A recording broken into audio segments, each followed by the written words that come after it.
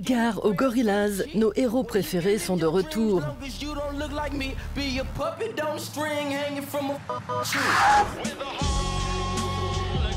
Et comme d'habitude, leur nouvel album synthétise l'air du temps.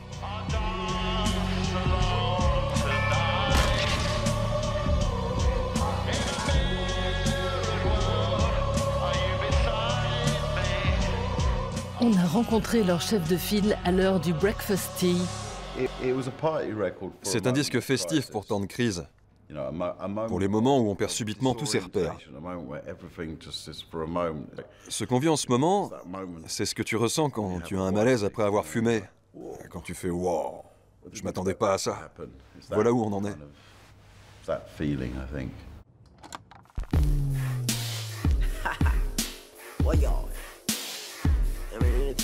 Pendant 7 longues années, les Gorillaz avaient disparu des radars et on peut dire qu'ils ont connu leur lot de crises.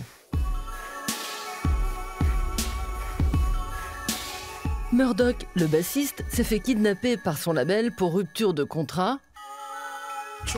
Le batteur Russell était séquestré en Corée du Nord. La guitariste Noodle a combattu un démon antédiluvien.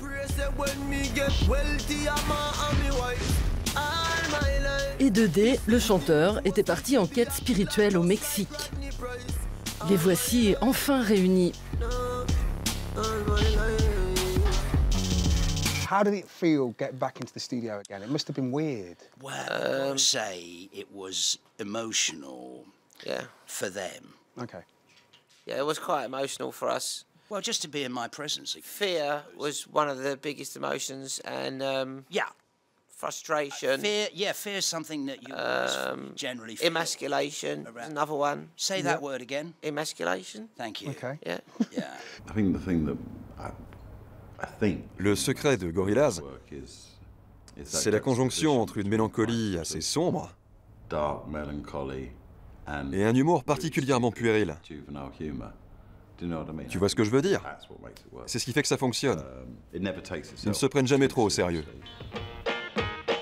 Des créatures sorties tout droit de l'imaginaire juvénile et potage de leurs deux inventeurs, les ex-colocataires et amis de 20 ans, Damon Albarn et Jamie Hewlett. C'est Hewlett qui a mis en image l'univers musical d'Albarn.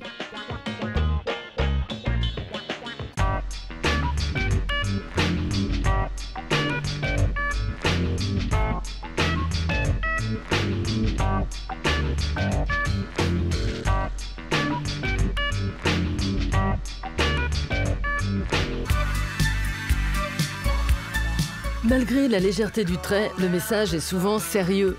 En compagnie de Lou Reed, Snoop Dogg et d'anciens membres des Clash, Albarn avait déjà enregistré un album concept sur la pollution des océans.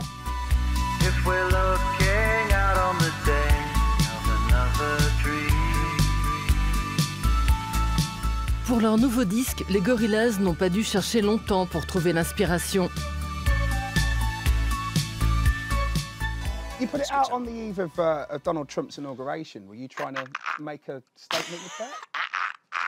Yeah. Yeah, you got to be careful when you say Donald Trump because he gets all panicky when you say things like that. Wait, Donald, what happened to Donald? Is he in? Is he in? No, he's not Is coming. he in? He's not. Is You're all he right. in? You're all right. You're all right. Oh, thank goodness. Yeah, you have to be careful when you say things because he gets upset. Mr. Jam, really, we had no idea that was going to pan out the way it did, but, you know, it did, so... You have to be careful with Murdoch because that's one of the things you have to use sounds to tranquilise him, you see. Like, when he gets into this state, you can see he's very fidgety. You have to just...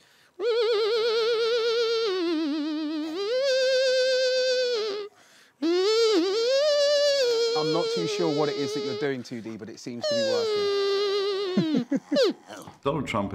Au départ, Donald Trump nous apparaissait tellement comme un ovni qu'il avait vraiment quelque chose de très Gorillaz. Dans un univers de dessin animé, c'était parfait de l'avoir comme président.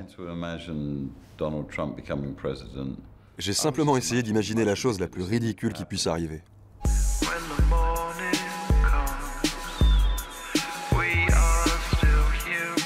Aujourd'hui, ces chansons qui parlent de pouvoir et d'argent, interprétées par des guests comme Benjamin Clementine, ont quelque chose de prophétique.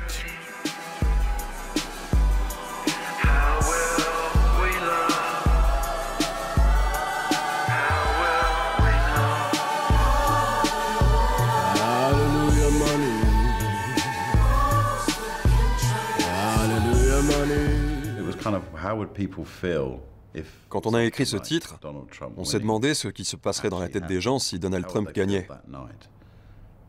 Comment se sentirait-il la nuit de son élection? Nos morceaux évoquent la fête, les clubs ou l'intimité. L'album n'est pas directement politique. Il essaye de refléter les sensations, les sentiments. C'est dans cet état d'esprit que j'ai cherché à mettre les musiciens qui intervenaient.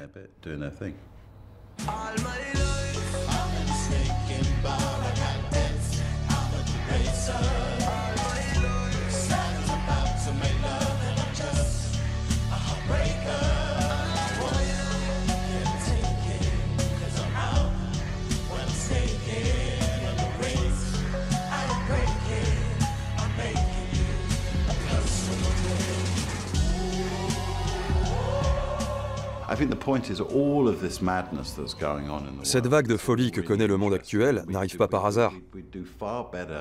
Il vaudrait mieux essayer de la comprendre, de la prendre en compte, plutôt que de la mépriser. Ignorer Daesh, c'est dangereux.